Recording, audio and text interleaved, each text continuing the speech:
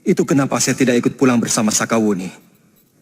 Saya mengobati luka dalam yang saya derita dan terus mencari dia. Ampun Gusti Prabu, hamba menyaksikan sendiri kejadian itu. Bahkan Kakang Kamandanu hampir saja tewas kalau tidak ditolong seorang pendekar aneh yang bisa mengalahkan Empu Tong Bajil. Kedengarannya memang masuk akal, Gusti.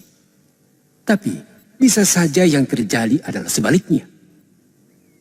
Dia sengaja bersekutu dengan gerombolan begal itu, meminjamkan pedangnya. Lalu seolah-olah dia dikalahkan. Dan sebagai kekasihnya, tentu saja Sakawuni akan mati-matian menutupi keculasan Kamandanu. Kenapa saya curiga seperti itu? Sebagai orang yang belum pernah melihat Majapahit, dari mana Tong Bajil dan begundal-begundalnya bisa mengetahui letak penjara dengan tepat? Jawab, Kamandanu. Maaf Gusti Prabu, saya tidak bisa menjawab. Seharusnya pihak keamanan Kota Raja yang bisa menjawab. Bagaimana ada orang luar bisa tahu letak penjara? Menurut hamba, ini sebuah keteledoran dalam menghadapi mata-mata gerombolan perampok. Hingga... Fitnah murahan. Dia tidak bisa membuktikannya, Gusti. Sementara bukti nyata, tindakan pengkhianatannya sudah sangat terbukti.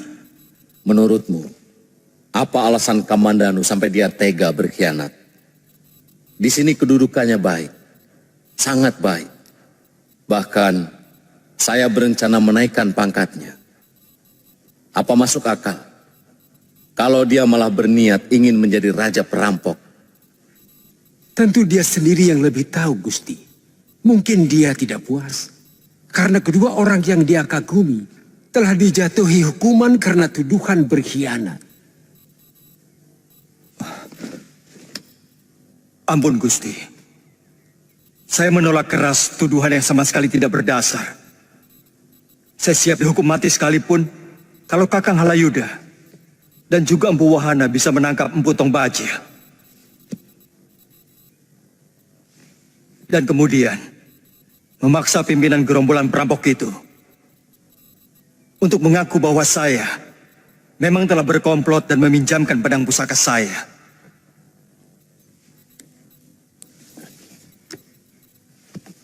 Saya setuju Gusti Prabu. Dan saya yakin, itulah keadilan sejati. Bagaimana Wahana? Halayuda, Kamandanu siap menerima hukuman. Kalau kalian bisa membuka mulut Tong Bajil bahwa mereka memang berkomplot dengan Kamandanu.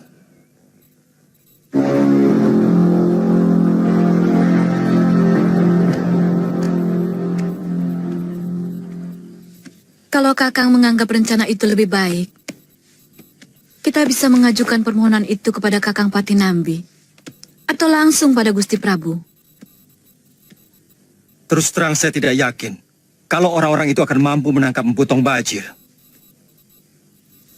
Itu berarti masa penantian saya akan lama. Halayuda akan mempergunakan jarak waktu tersebut untuk mencari-cari lagi kesalahan saya. Dia sangat pandai memfitnah dan mengadu domba. Mudah-mudahan Gusti Prabu mengizinkan Kakang untuk ikut memburu Tong Bajil. Gustimu sudah bangun? Sudah Gusti.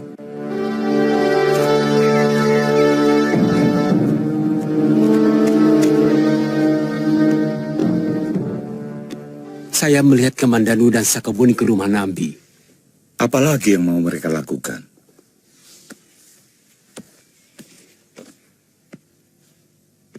Nambi akan membahayakan kedudukan kita, Empu.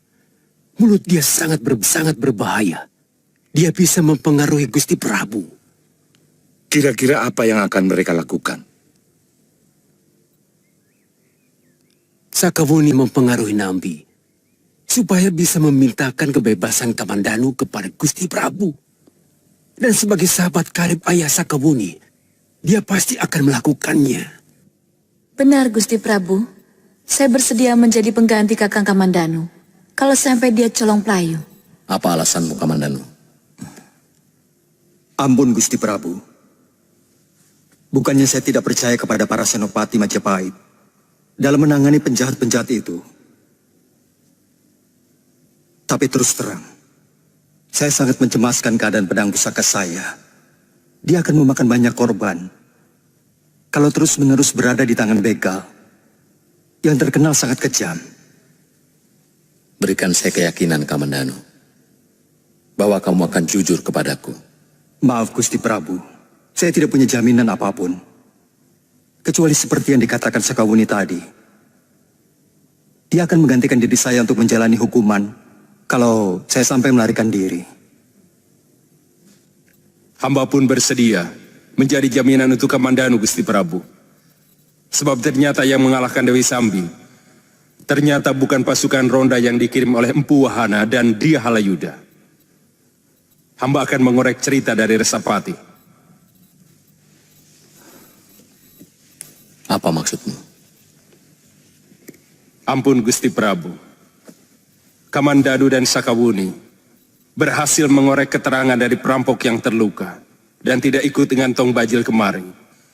Bahwa sebenarnya yang menaklukkan Dewi Sambi dan sebagian pimpinan perampok itu adalah seorang pendekar aneh yang datang kemudian menghilang secara tiba-tiba.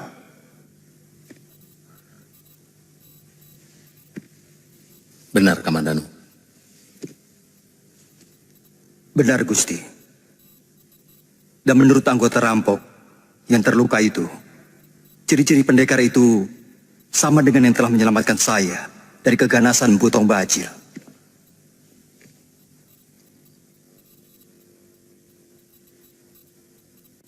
Berikan hukuman yang setimpal bagi prajurit serta perwira yang berani membohongiku. Baik Gusti. Besok Resapati dan Rakyat Tumenggung hamba suruh menghadap. Kamu boleh berangkat, Kamandanu, bersama Wuni. Kalau memang itu yang kalian anggap baik.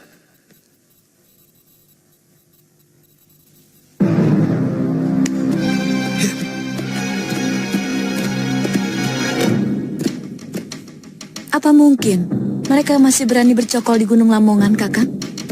Paling tidak kita harus mempunyai tujuan pasti, Buni. Kalau mereka sudah pindah, dari sana kita bisa menyusuri jejak kaki mereka. Kami tidak pernah mengatakan bahwa pasukan ronda yang mengalahkan rampok itu. Tapi yang jelas, kamilah yang menangkap Dewi Sambi itu dan memenjarakannya.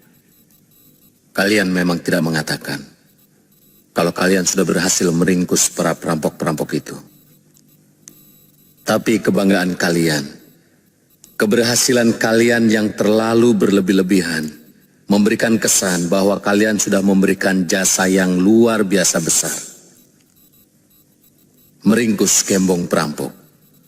Ampun Gusti Prabu, mungkin kami sedikit berlebihan, tapi kami bukanlah pembohong. Kami bersumpah untuk menangkap kembali mereka dan menyeret mereka ke tiang gantungan. Buktikan kata-katamu, Wahana. Demi harga diri Majapahit yang sudah kalian coreng.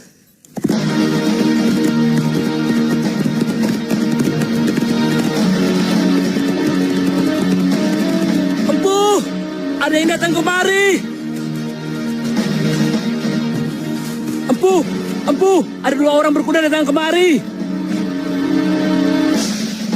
Ada apa? Aku sudah bilang, jangan pernah mengganggu tidurku. Tapi ada berita penting, Empu. Ada sepasang pendekar menuju kemari.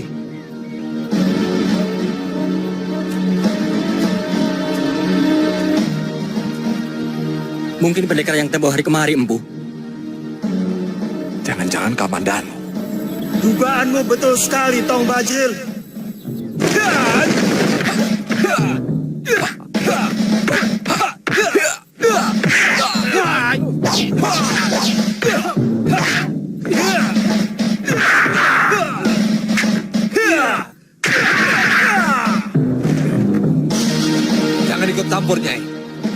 Aku mau habisi ini dengan tanganku sendiri.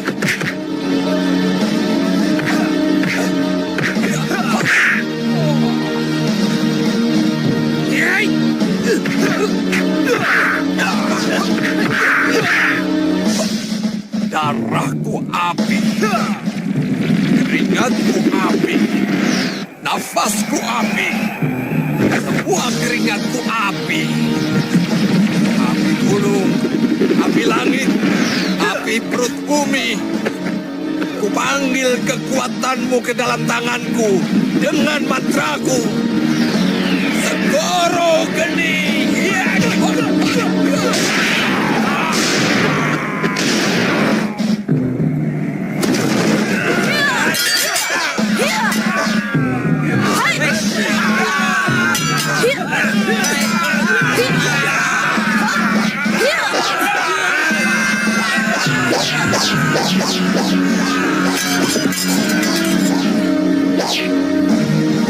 Kakang Bajil!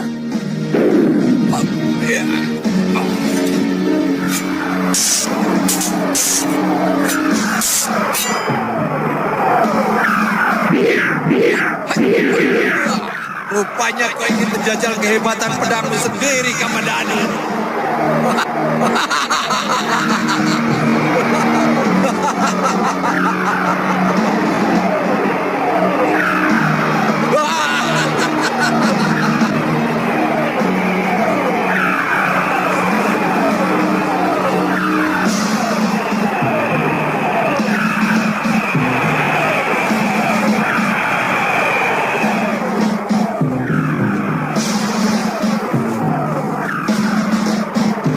Tidak usah, Nyai.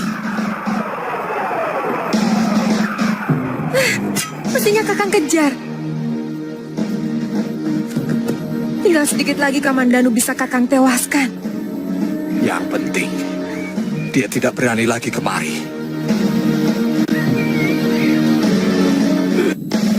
Tidak apa-apa. Aku masih kuat, Sambi. Aku masih kuat. Ayo.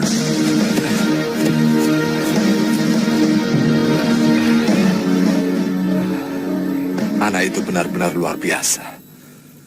Aji Segoro Geniku tidak mempan. Malah seluruh tenaga dalamku seolah berbalik, membelit tubuhku sendiri. Ambilkan obatku di kantong itu, Nyai.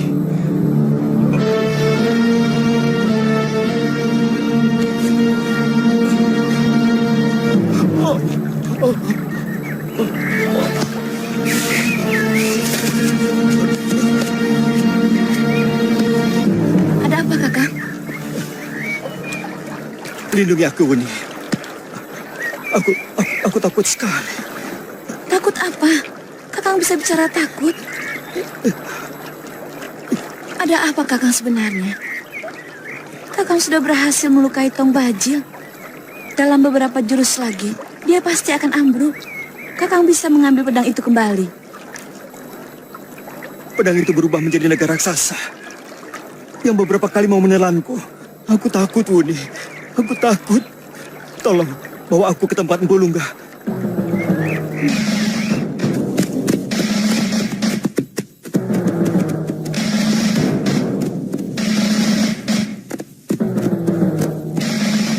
Masih jauh, Resapati? Sepertinya lebih baik kita menginap di daerah ini, Gusti. Punggawa, kita istirahat di sini. Kita istirahat di sini. Tempat ini masih di luar jangkauan mereka. Kalau mereka belum pindah. Tapi tidak ada salahnya kalau penjagaan malam harus dilakukan. Aku benar-benar tidak mengerti. Seluruh jurus naga puspa yang aku gunakan seperti lumpuh di hadapan pedang naga puspa. Aku seperti seekor kucing yang sedang menghadapi lidi. Apa Empu Lunggah akan memberikan jurus yang lebih hebat lagi, Kakang? Aku sungguh tidak tahu. Tapi setidak-tidaknya Empu Lunggah bisa memberikan saran. Karena beliau juga sangat memahami perihal senjata pusaka. Dan setelah pedang naga puspa dapat kurebut kembali, masih ada hal penting yang harus aku lakukan. Aku ingin mencari Panji Ketawang dan Ayu Wandira.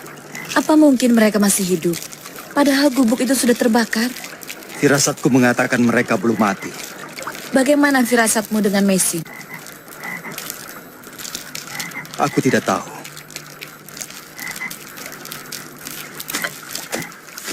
Ada sesuatu yang mengganggu. Seolah-olah hubungan batin saya dan Mesin terputus. Mungkin Mesin tidak menghendaki kami bertemu lagi. Kakak Mesin? Tanca, apakah Bapak Wong mencari saya? Bapak Wong selalu mencemaskan kakak. Tanca, sebenarnya sekarang ini saya sudah sembuh. Luka-luka di dadaku ini sudah tidak nyeri lagi. Barangkali Bapak Wong hanya ingin dimasakkan cah kangkung seperti kemarin yang kakak masak. Oh ya, ayo.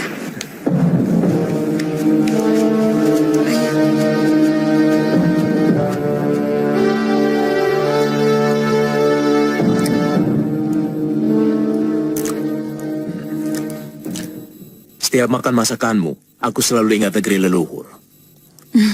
Sejak semula saya sudah menduga kalau Bapak Wong bukan asli penduduk sini. Karena mata Bapak lebih sipit dan kulit Bapak lebih langsat dari penduduk asli negeri ini. Sama seperti aku melihat kamu. Saya berasal dari Hunan. Saya dari Mongolia. Kamu tidak ingin pulang ke negerimu, Mesin?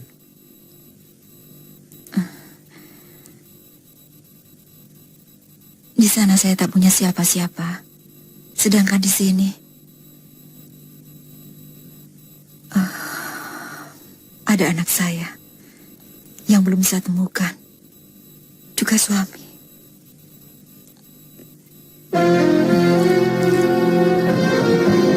Sebenarnya itu yang saya takutkan. Ade Ranumbaya tidak tahu terlalu banyak tentang jurus naga puspa. Sehingga dia ciptakan pedang yang isinya malah tidak bisa dijinakkan oleh kekuatan jurus ciptaan guru. Maksud guru keampuhan jurus naga puspa lebih rendah tingkatannya dari isi pedang naga puspa? Masalahnya bukan tinggi atau rendahnya tingkatan, tapi keserasian.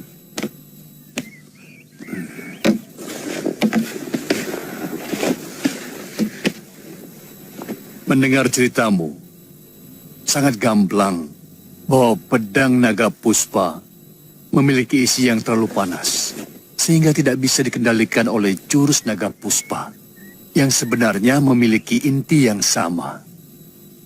Dulu Empu Ranubaya pernah mengatakan bahwa pusaka-pusaka ciptaannya selalu dibuat berpasangan. Dan kalau pusaka yang ganas itu, apabila sudah bertemu dengan pasangannya, maka dia akan menjadi jinak. Lalu kamu tidak menemukan pasangannya? Guru, sebenarnya saya sudah menyatukan dengan pasangannya. Tapi ternyata masih saja ganas. Tidak semua bisa dipasangkan. Mungkin roh naga puspa adalah jenis naga petapa yang tidak memiliki pasangan. Kalau begitu, akan sulit untuk bisa merebut kembali pedang pusaka itu, Guru. Cepat tahu sana. Ayo cepat bawa ke sana. Ayo cepat. Kenapa Kakang memilih Gunung Wayang? Tempat itu jarang dilalui para saudagar.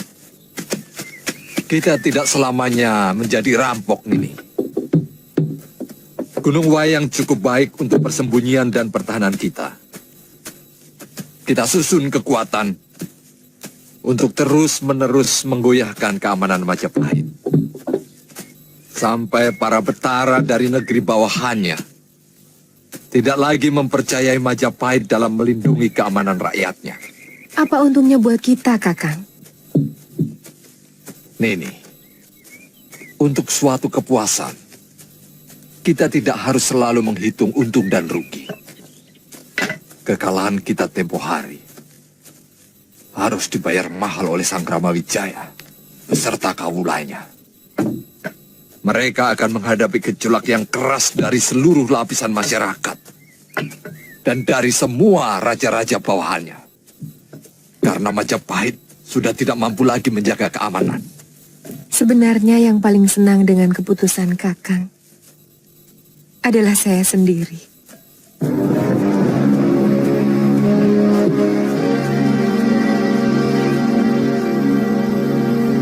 Kamu? Sudah 2 bulan dia tidak datang, Kakang. Sambi. Saya pikir selama ini kamu gabung. Tetapi ternyata kamu sawah subur yang mampu menumbuhkan benihku.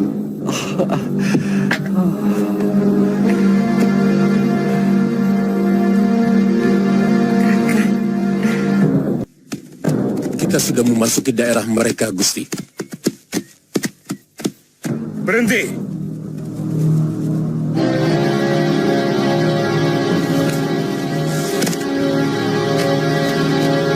Itu mata-mata mereka, Gusti. Ajak, bawa orang-orangmu ke sana. Ikuti orang itu.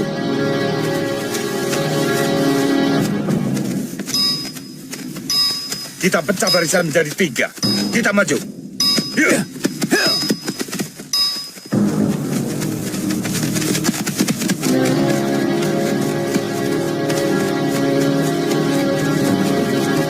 Pasukan Majapahit datang! Pasukan Majapahit datang! Cepat sembunyikan Perdati. Cepat!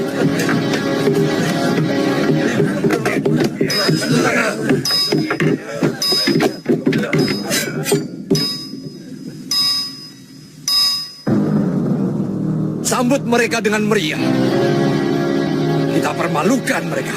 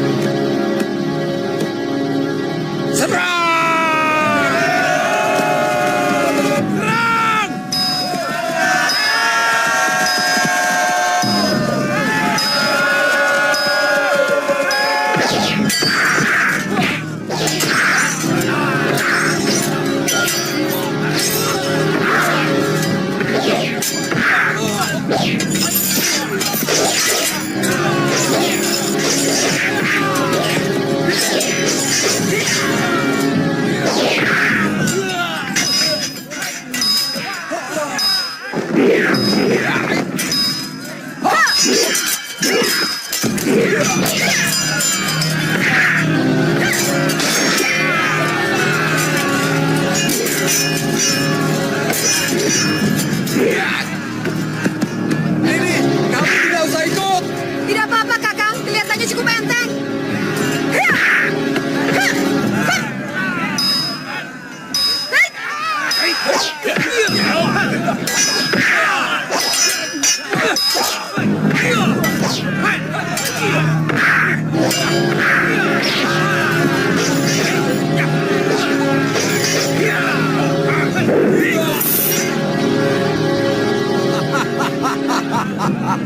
Mundur!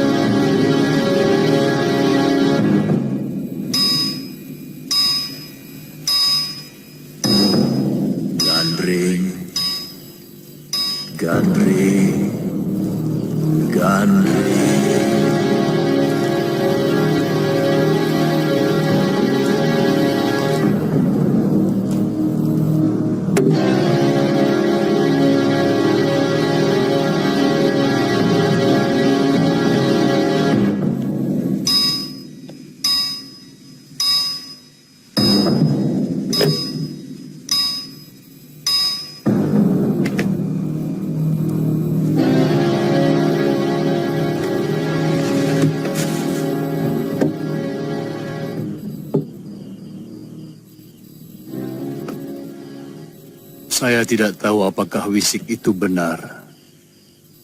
Tapi dalam semedi saya tadi, saya mendengar suara yang sangat sering saya dengar. Suara guru. Beliau menyebut nama Gandring. Gandring? Bukankah itu nama guru dari Empu Sasi sendiri? Benar.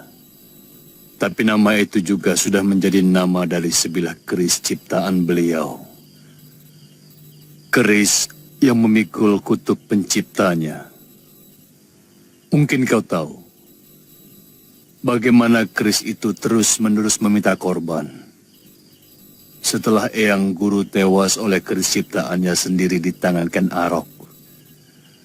Dan sesudah itu, kamu pun tahu, keris Empu Gandring menghabisi nyawa Tunggul Ametung, Kebo Ijo, dan sebagainya.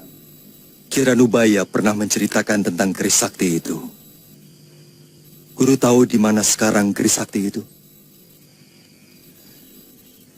Tidak ada seorang pun yang tahu.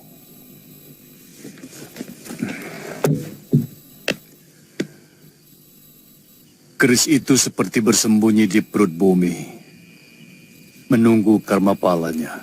Mungkin wisik itu memberikan isyarat supaya saya mencari keris sakti Empu Gandring itu. Karena mungkin hanya dengan keris sakti itu yang mampu menjinakkan pedang naga puspa. Saya kurang tahu. Mungkin begitu. Tapi juga mungkin supaya kamu menemui sang empu. Tapi Empu Gandring kan sudah tewas, Guru. Tentu saja menemui jiwanya, menemui alusnya. Bagaimana caranya? Menemui orang alus hanya bisa di dalam tapa berata. Carilah petilasan Empu Gandring di desa Katang Lumbang. Bertapalah di sana. Mungkin kamu akan mendapat petunjuk yang lebih dalam.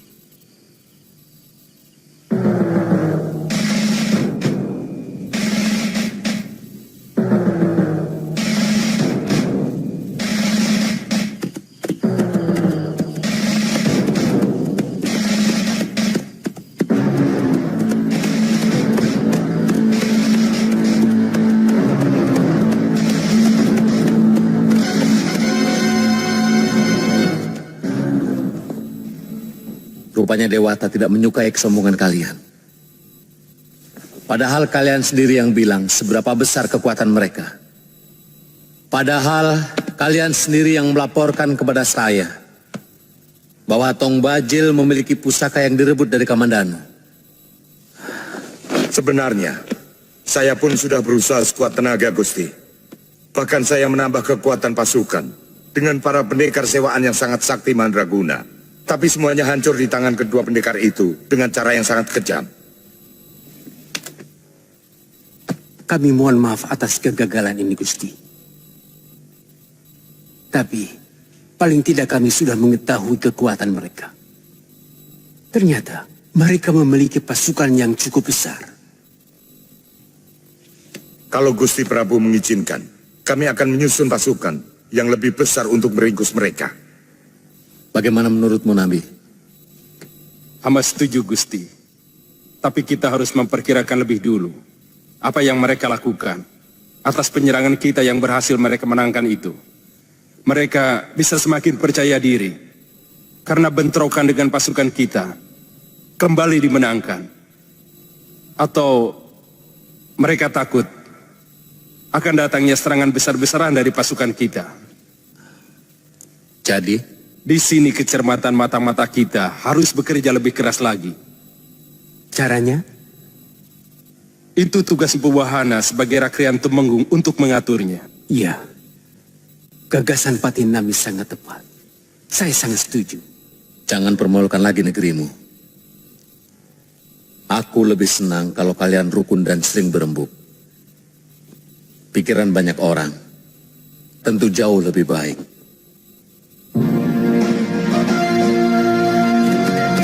Saya yakin ini tubuh batas desanya.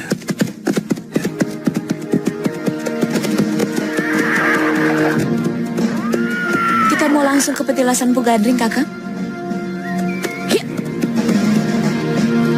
Lebih baik kita cari tempat tumpangan untuk menginap. Saya tidak terlalu hafal letaknya. Apa desa ini masih ditinggali penduduk?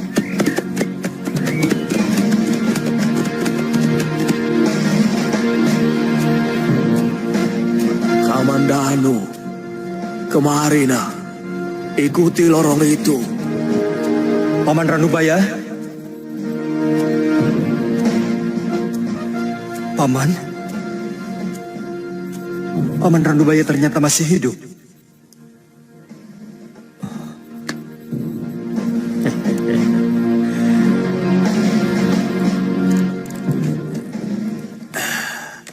Kamandanu, aku sudah tahu maksud dan tujuanmu mencari Eyang Guru Empu Gandring.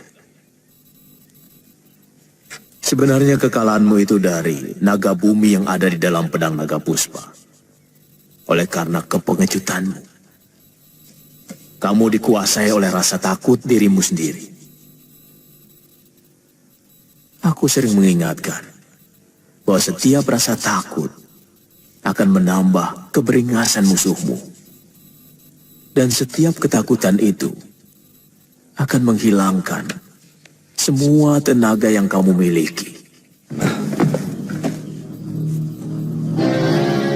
Guru, kamu akan menghadapi cobaan untuk mengalahkan hawa nafsumu, rasa takutmu, dan kesungguhanmu.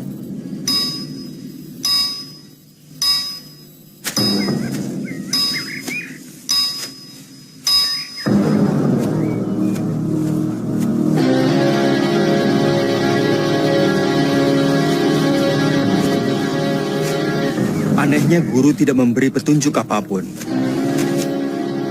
Apa mungkin Empu Ranubaya sengaja mengisikan roh naga jahat supaya pedang itu mendatangkan kekacauan di Kitai Nagari? Mungkin. Karena menurut cerita Pendekar Lo, pedang itu dibuat dalam ruang tahanan dan guru dalam keadaan dirantai.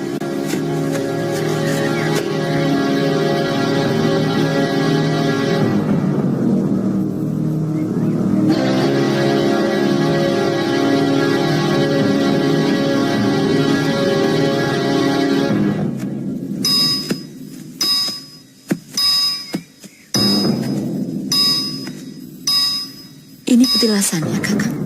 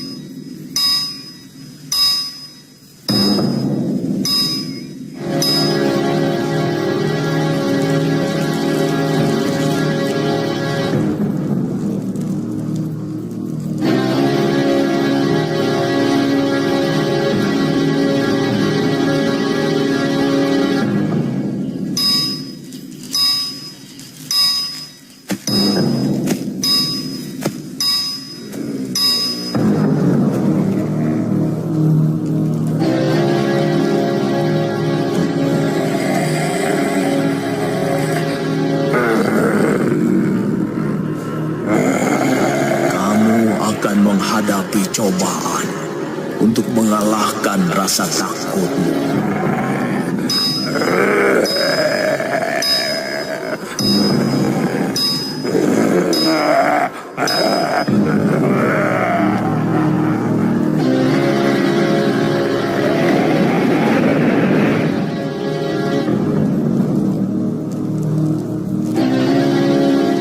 Kamu akan menghadapi cobaan untuk mengalahkan hawa nafsumu.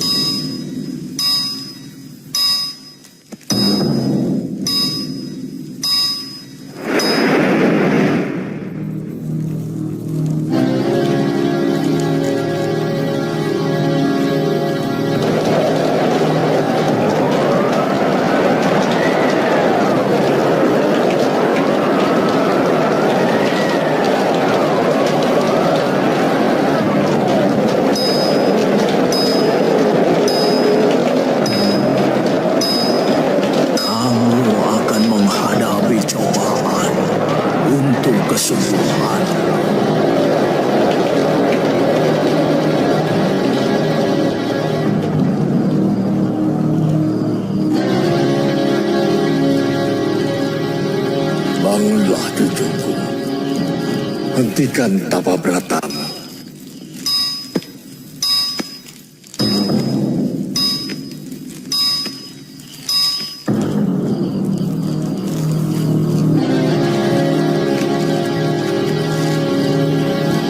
Kamu menginginkan keris terkutuk itu. Keris yang telah membunuh aku yang menciptakannya.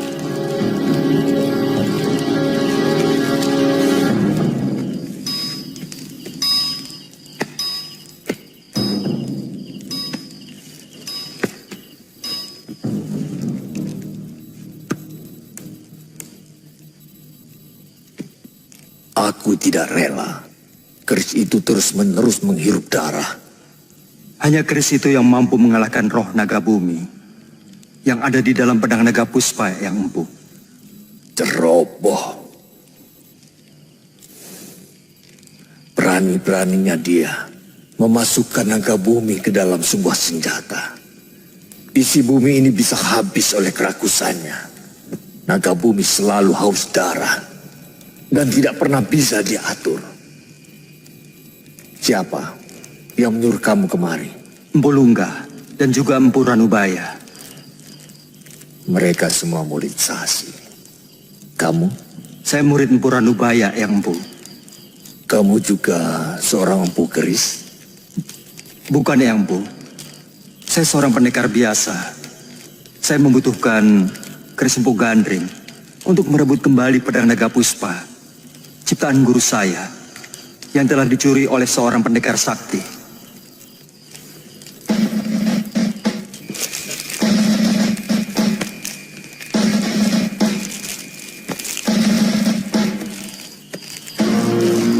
Ada apa, Kakak?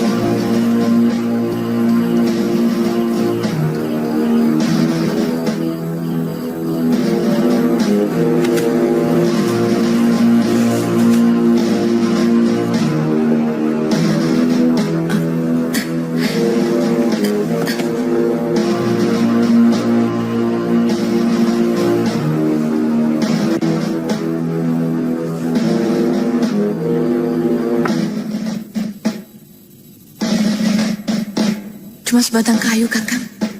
Iya.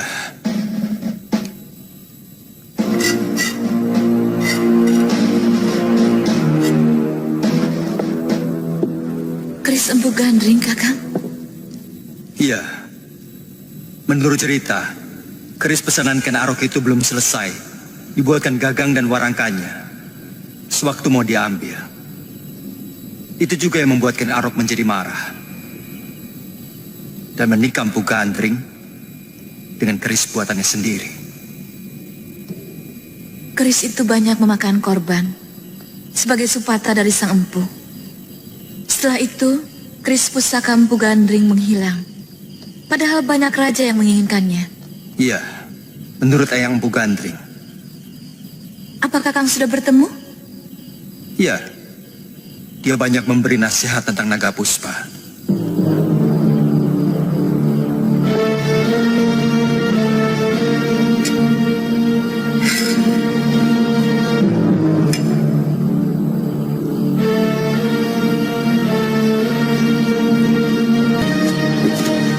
Hei, sudah pulang? Belum, Ki Jata. Jangan-jangan dikeroyok orang kampung. Mana mungkin mereka berani?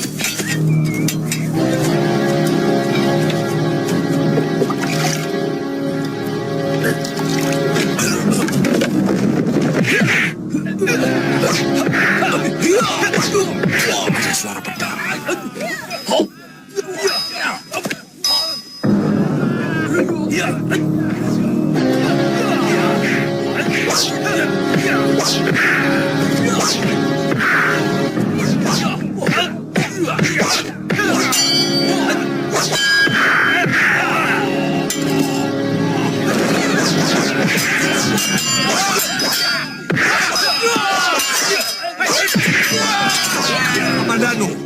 akulah lawanmu.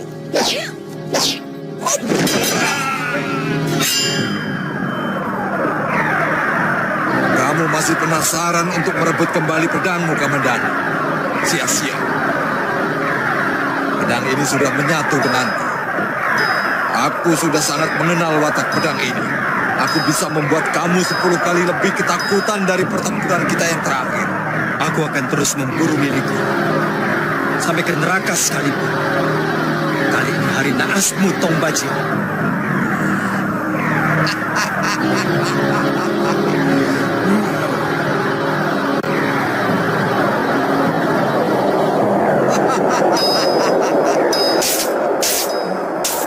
Kamu menganggap yang takut kena pentungan, Kamandanu.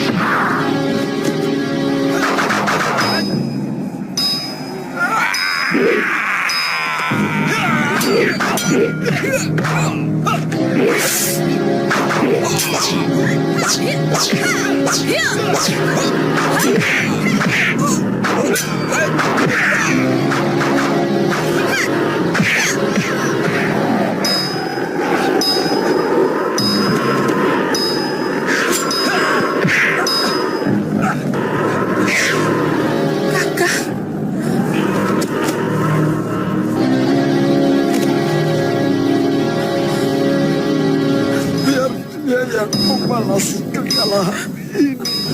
Kakak. Kakak.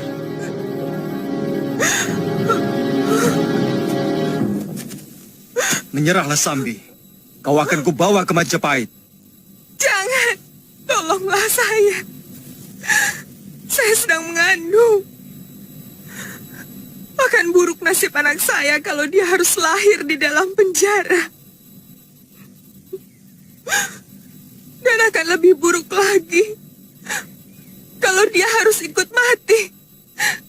Kalau saya dihukum mati. Tolonglah saya, Sakawuni. Kita sesama wanita.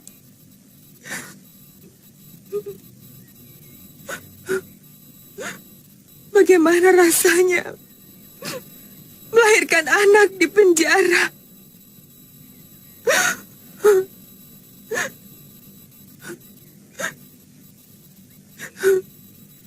Bebaskan saya, Kamandanu. Saya bersumpah tidak akan lagi membuat onar. Baik. Pergi kamu dari Majapahit. Kalau suatu saat aku melihatmu masih tetap berkeliaran di daerah Majapahit, aku akan membunuhmu. Cepat pergi. Baik. Iya. Iya. Akan kubesarkan anakmu dengan baik, Kakak. Akan kuceritakan kepadanya bahwa ayahnya seorang pendekar gagah yang mati secara kesatria.